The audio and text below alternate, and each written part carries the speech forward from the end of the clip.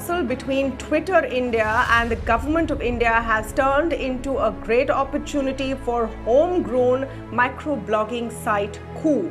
Now, Koo won the Atmanirbhar app contest and has been in existence for little over a year. It was founded in March 2020, but has become a buzzword, including on platforms like Twitter in the last 48 hours, because it's being projected as an alternative to Twitter. It's being favored by several leaders of the Bharatiya Janata Party, several ministries of the government of India, and importantly, it got its stamp of approval of sorts when MeitY, the Ministry of Information Technology, decided to talk about its impending meeting with Twitter and respond to Twitter's post today on Koo.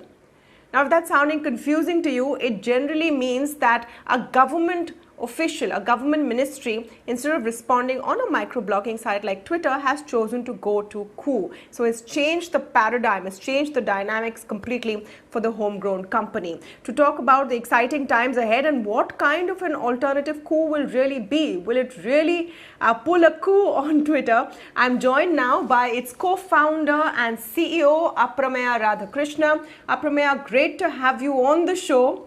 I'm sure you're sick of all the Koo puns which have been coming your way since today. But let me begin by asking you what the last 48 hours have been like. Well, we haven't slept. We haven't been able to eat. I haven't spoken to anybody apart from my team and the media, of course, been speaking to. So it's been quite an overwhelming response. Very happy that we have these scaling problems that we have right now. The team is on it; they're not sleeping either. So exciting times. It's a fantastic feeling.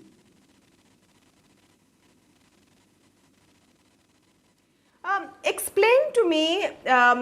What is the kind of users you have seen, the volumes you have seen in the last couple of days? What are the latest numbers you can share with us? How many subscribers do you have?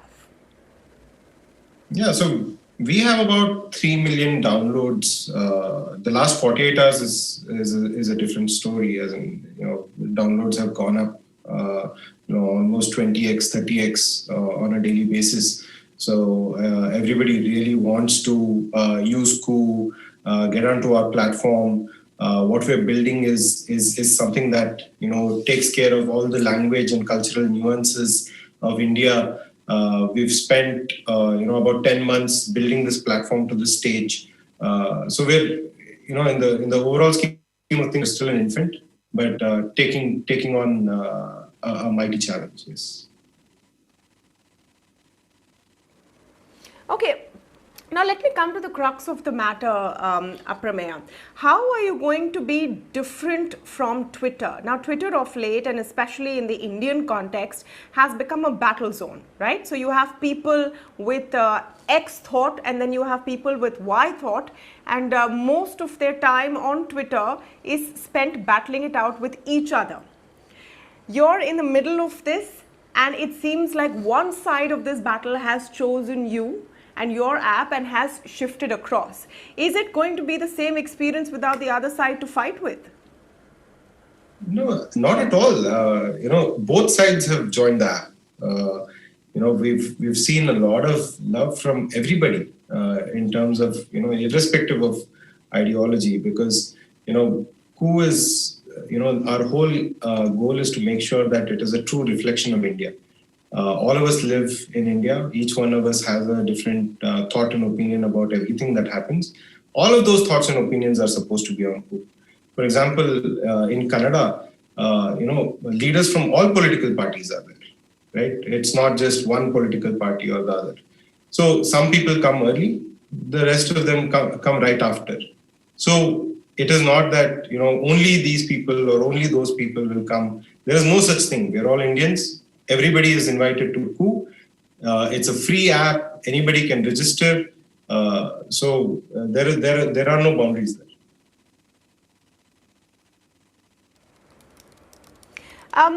What is the proportion of English users on the app versus the other regional languages? Because the USP of the app is that it allows people to communicate in their own regional languages. It has 8 Indian languages. So what is your proportion right now?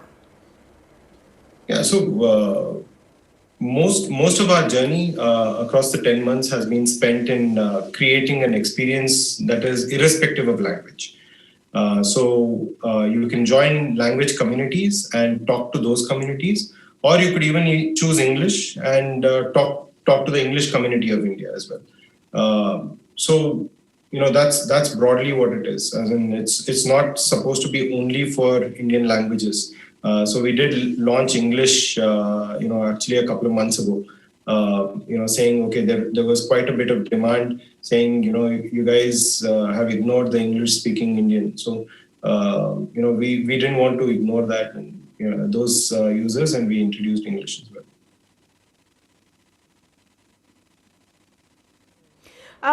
Tell me about privacy, Aprameya.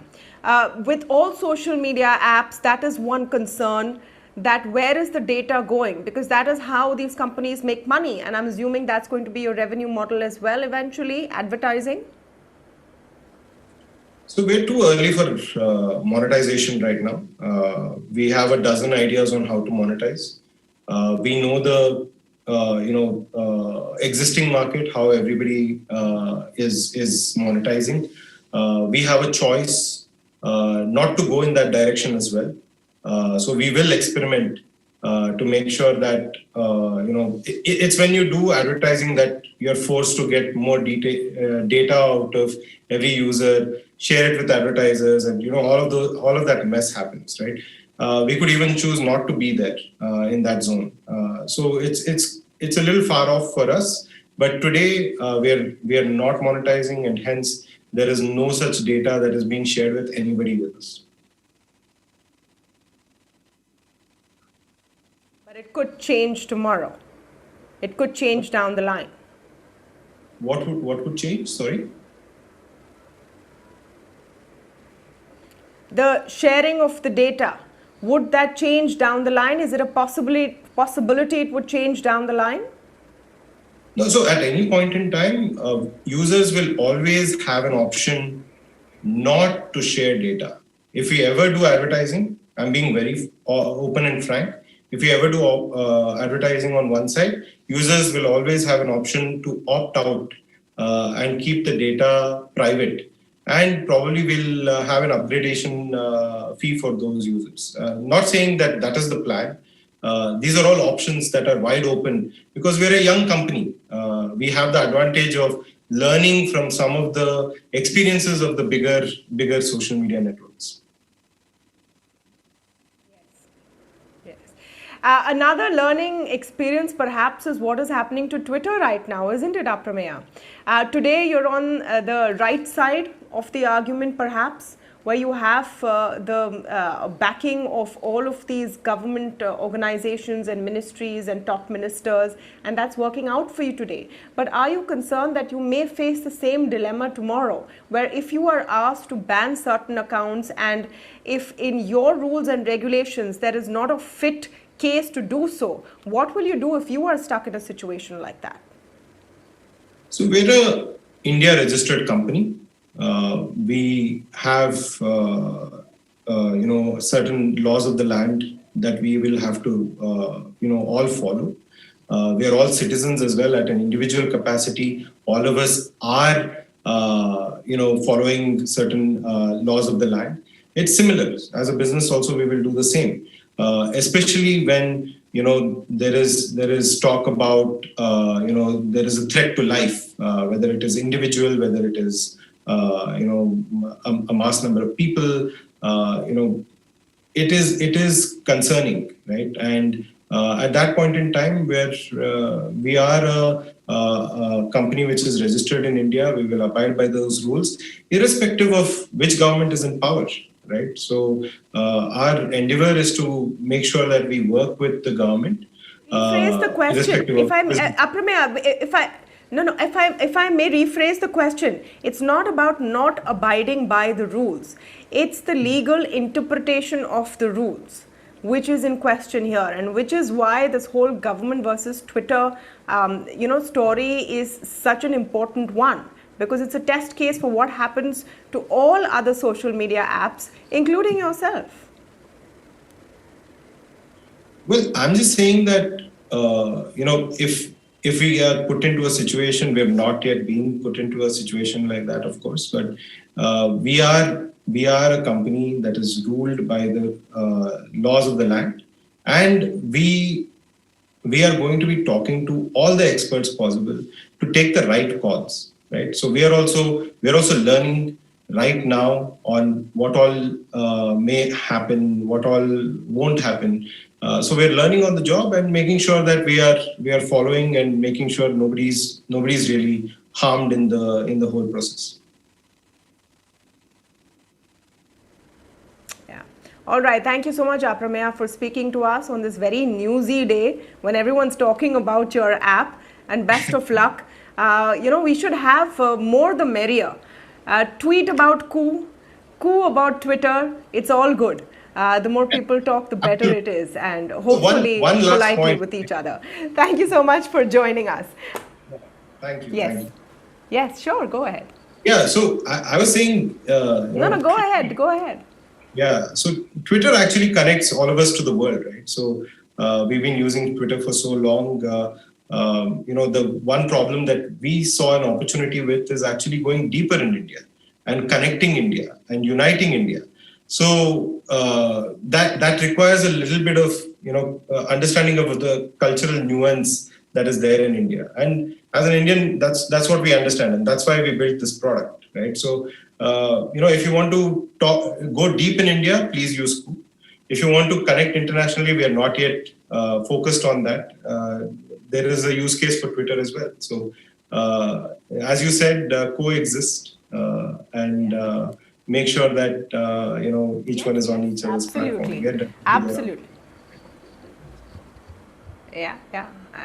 Absolutely. Thank you so much, Aprameya, for speaking with us.